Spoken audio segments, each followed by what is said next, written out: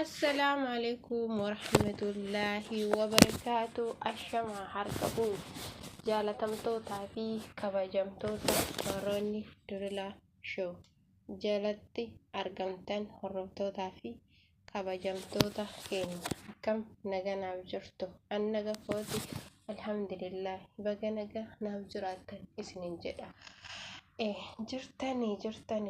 jirtu jiraan alhamdulillah obboleettiin keessan feetiin jira amma achi isinirraa hin badu jedhee waadaa isinii galee jira torbaan lamas taatu hin bannu jechuudha. Hordoftootaa fi kabajamtoota keenya haaluma gabaabaadhaan jechuudha osoo yeroo hin fudhatini maaliif anallee dalagaa qabaa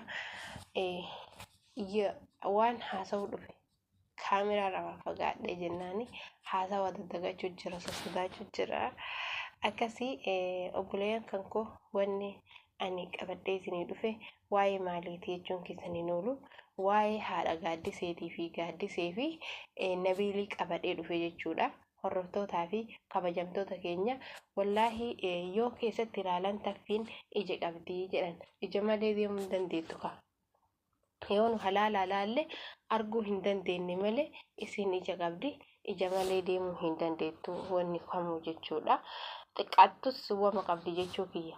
Kanaafiyyuu maaliidha wanni ati waan kana jetteef jechuun keessaniin oolu nabiili yeroo jalqabaa waan silaa inni yaade osoo hin taane waan inni yaade olitti ta'ee qabamee miidhamee namni itti bitamee miidhee mucaa kana dararaa ture. Akkasuma eega nabiil qabame gaaddiseen fiigaa mana nabiil dhatte nabiil haati mana nabiil yasmiin qabdee gaaddisee miidhuun numa yaadatama.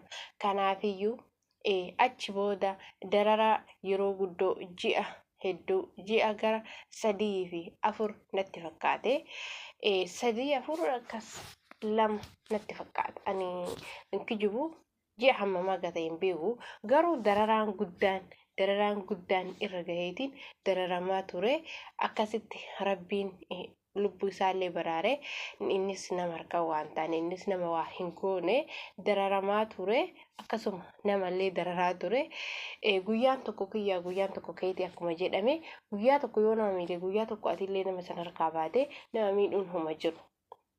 Kanaafiyyuu rabbirra nama aansa akkasitti haguma dararee haga nama dararees dararee wanni miidhames miidhamee wanni hin miidhaminis osuma jiruyyuu namichi san harkaa bahuu danda'e jechuudha. Eega baay'eellee haadha manaa ofiin arganne haati manaa isaallee bakka kana jirti haga ammaatitti waan irraa hin beekneef jechuudha. Mucaan kun ammas achi deebi'ee minyootii fi gaaddisee dararee dararaalleen jedhamu walumaan dararamanii namni kun waliin dararame harka keessaa qabdanii fi harka keessaa hin qabdanii mari'adha laala jedhee jarallee shashaakalee jarri harka keessaan qabdu yoo sanuu gaaddisee taate malee minyoota sama isaa waliin dararamaa turte namallee dararaa turte jechuudha. Nama dararuu nama isaan tuqee jennaan isaan dararan malee bahuuf dararan malee isaan miidhaa isaan irraan gahuuf hin dararre jechuudha. Achuma kan eega ta'eeyyuu kunoo gizee ammaa kan dheeressoo osoo hin taane maaliif dubbii gabaabsuu barbaade obboleeyyan kiyya. Kunoo gizee ammaa nabiilis shaaraa irratti hafee namichi mana keessa ol deebi'ee minyootii hin fedhu minyoota rakkisaa jira jechuudha. Sanuu isiinuu sammuun isii jeeqamte sammuun isii waan biraa keessa galte waan biraa keessa seentee jirti. Sanirraayyuu inni minyootiin hin fedhu. Minyootiin akka malee miidhuu jira namichi sun. Namicha kana ani waan shakkirraa isinii hima obboleeyyan kiyya. Waan shakkirraa jaartii nabiil yasmiin akka inni harkaa qabu natti fakkaate. Garuu ijaan waan hin arge tokko argedhee murteessuu hin danda'u. Jecha isaa keessatti waan namichi kun harkaa qabu waan namichi kun milisse fakkaata. Maaliifiyyuu namni waa dalagu kun ubbichaa hin dalagu ijaaramaniiti wal dhossan malee ijaaramanii dalagan malee adda fi waan kana dalaguu hin danda'an jechuudha. Namni waa miidhuu karoora qabu gurmaa'ee wal dhoksee jechaadha. Wal dhokseetiin dalaga malee adda fi waan kana hin dalagu. Namicha kan hedduu takkaan shakkee jira. Hedduu shakkeetiin jira. Jaartii Nabiilil isa harkaa qabanatti fakkaate. Laakiin achirraa kan hafe mee haadha gaaddiseetii fi gaaddisee fi minyootiifuu an shakkeetiin jira. Maaliidha hoo jettan namichi akkuma waan silaa inni mana san hojjechuu dhufe malee waan mana san keessa jiru maaf nyaattanii fi maaf dhiiftanii eeguu hin qabu silaa eeguu hin qabu. Maali hoo jettan amma namichi kun waan namni nyaatus ufumaa nyaachuu fedha malee namni nyaatu hin fedhu. Mee kalee argitanii jirtanii gizee gaaddiseen shorbaa minyootii kennitu jechuudha. Maaliif kenniteef? Maaliif nyaachifte? Maaliif itti guurte? Namni dhukkubsatu nyaata? Namni akkana jedha. Maaliidha? Hoo nyaate waan isaa hin nyaanne inni dalagee hin finne ka dalagee fide ka biraati, ka nyaatus ka biraati. Isaanis nyaadhu hin jenne, isaanis dalagi hin jenne, isaan mee dalagii nu fidi hin jenne. Dalaganii nyaata mucayyoo dhukkubsatu nyaachisu jirtuu gaaddiseen harkaa fuudhee dhugee gabshaa takka afaan kaawwatee as deebi'ee haadha tantee guyyoomsuu jira malee ani jedheen guyyoomsuu barbaadeeti malee itti fayyadamuu barbaade akka yaada isaatiitti jechuudha. Viidiyoo tiyya kana sheer godhaati obboleen kan koo sheer godhaati haadha gaaddiseetii fi gaaddisee biraan nagaa. Maaliif namni kenna booda gaaba malee waan dhufu waan duubarraa dhufu kana yaalaa hin deemu. Maal fida namni kun jedhee nama kana taazabuu hin danda'u. Namichi wanni inni qabu karoorri isaa karoora cimaadha.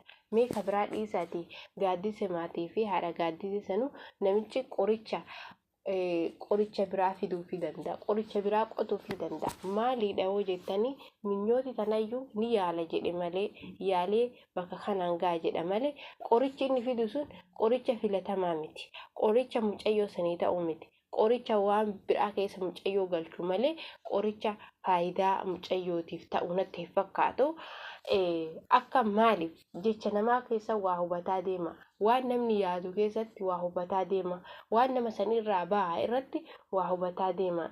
Namni kun nama waa yaadumu, nama khayrii yaadumu, nama qileen oofumu, nama qileerraa nu deebisu jedhaatiin yaadaa deema. Jechi namichi kun dubbatuu fi jecha silaa waan san hin fakkaanne. Jechi silaa waan sanii wal hin ginne dubbata namichi.